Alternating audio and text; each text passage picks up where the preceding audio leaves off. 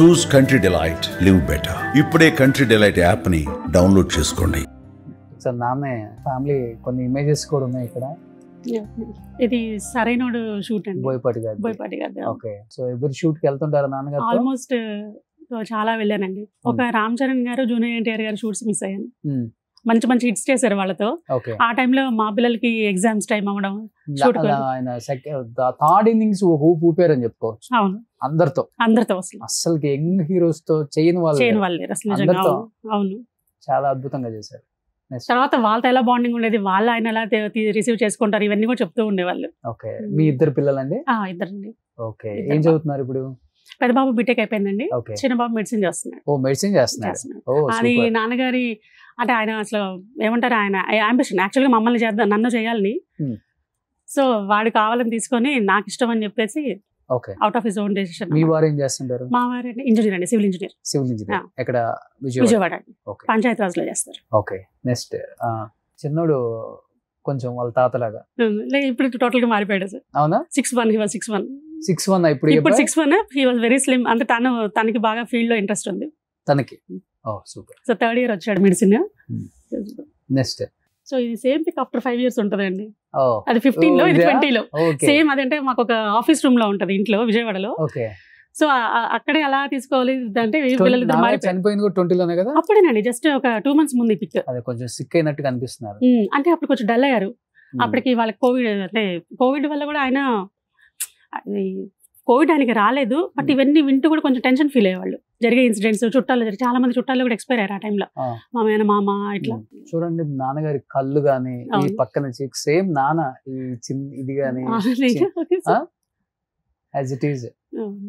Next ఇది యాక్చువల్గా మన ఫ్యామిలీ ఫోటో కదండి, ఇది సాయి కుమార్ గారి అది మ్యారేజ్ ఫోటో. ఇది చాలా మంది ఏంటంటే మనకి గూగుల్లో యూట్యూబ్ లో అంతా ఇది ఆయన ఫ్యామిలీ అని చెప్పేసి అది చెప్పేవాళ్ళు. నెక్స్ట్ మీరు మూవీ తీసారా? ఇది ఫస్ట్ అండి, నేను ప్రొడక్షన్ హౌస్ స్టార్ట్ చేశాను 23 June. నాన్నగారు బాగా కష్టపడి సంపాదించిన డబ్బులు జాగ్రత్తగా ఖర్చు పెట్టండి.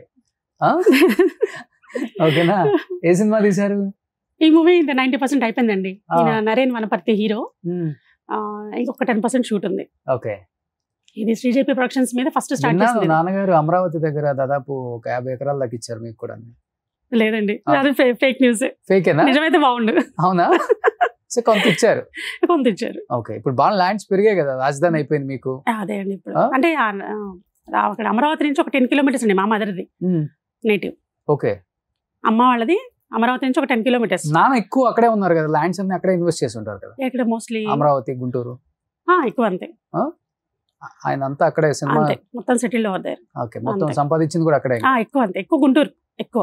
ఓకే, మీది ఉంది అక్కడ ల్యాండ్లన్నీ? ఇప్పుడు మనకి గుంటూరులో ఉందండి ల్యాండ్, నాకు గుంటూరులో ఉన్నాయి, అమరావతి దగ్గర. ఓకే, సో నాన్న ఇద్దరికి ఈక్వల్ గా పంచి ఇచ్చారా? ఆల్మోస్ట్, అంటే మరి అంటే ఆడపిల్లకి ఒక రేంజ్ దగ్గర ఆగిపోవాలి ఇంకా. కానీ బాగుంటారా బాండింగ్? బ్రదర్స్ బాగుండేది అసలు, అందరు బాగుంటారు. ఓకే, ఎందుకంటే మెట్టినిల్లు వైపు అందరూ ఉన్నారు కానీ పుట్టిల వైపు నాన్న అమ్మ ఇద్దరు మిస్ అయ్యారు కాబట్టి మీకు పెద్దమ్మ తమ్ముడు ఉన్నారు ప్రెసెంట్. సో మన ఇంటి ఆడపిల్ల మంచి మర్యాదలు చూసుకోవటం, పిలవటం అంత బాగుంటుంది. ఓకే, పోన్లే, అదొకటి అది ఉంటే చాలండి. అంతే అండి, అదే హ్యాపీ ఇంకా లైఫ్ లో. మాకు మంచి మాట, అంతే పలకరింపు చాలు. సూపర్. మోడీ గారు ట్వీట్ చేశారండి, జయప్రకాష్ రెడ్డి గారు తనదైన ప్రత్యేక నటనా శైలిలో అందరినీ ఆకట్టుకున్నారు. తన దీర్ఘకాల సినీ యాత్రలో ఆయన ఎన్నో మరపురాని పాత్రలు పోషించారు. వారి మరణం సినిమా ప్రపంచానికి తీరం లోటు. వారి కుటుంబ సభ్యులకు అభిమానులకు నా ప్రగాఢ సానుభూతి వ్యక్తం చేస్తున్నాను. ఓం శాంతి. నరేంద్ర మోడీ గారు ప్రైమ్ మినిస్టర్ గారే ట్వీట్ చేశారంటే జయప్రకాష్ రెడ్డి గారి నటన టాలెంట్ ఏంటో మనం ఒకసారి ఈ తరం వాళ్ళు తెలుసుకోవచ్చు. Super, great.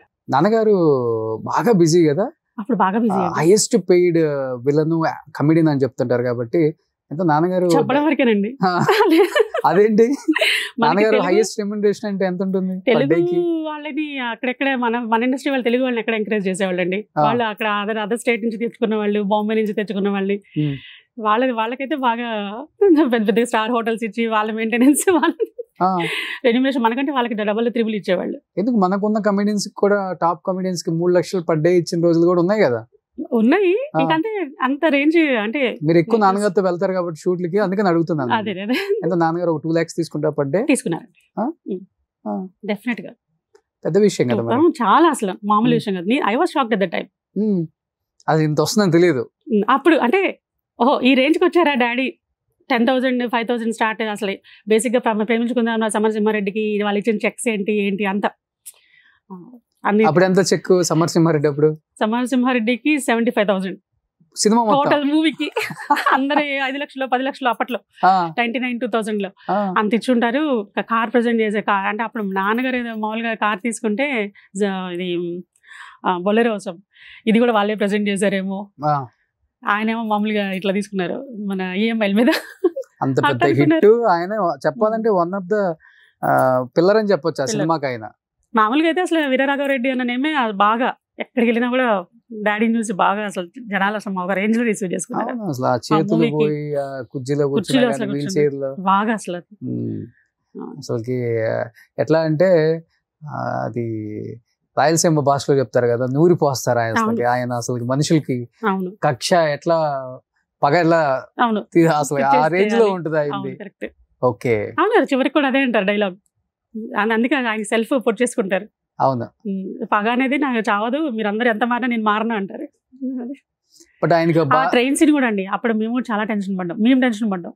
అది ఒరిజినల్ బి గోపాల్ గారు ఆ ట్రైన్ వెళ్తున్నప్పుడు పట్టుకోవడం, పరిగెత్తించడం, అదంతా చాలా నిజంగా చేశారు, వర్కౌట్ చేశారు. అసలు ఒక 2-3 days చేశారు ఆ ట్రైన్ సీన్.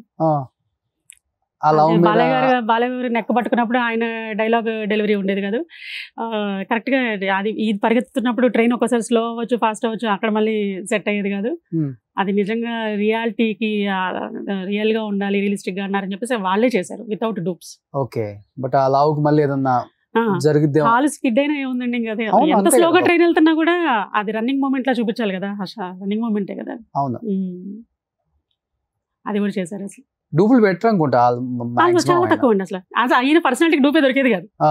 మామూలుగా చెప్పాలంటే ఏదన్నా ఆయన దొరకపోతే ఏదైనా ప్యాచ్ వర్క్ ఏదన్నా, అంతేగాని అసలు డూప్ అయితే నాకు తెలిసి ఎవరిని పెట్టలేదు. ఓకే. సుమన్ టీవీలో మీ పర్సనల్ అండ్ బిజినెస్ ప్రమోషన్స్ కోసం కింది నెంబర్కి కాంటాక్ట్ చేయండి.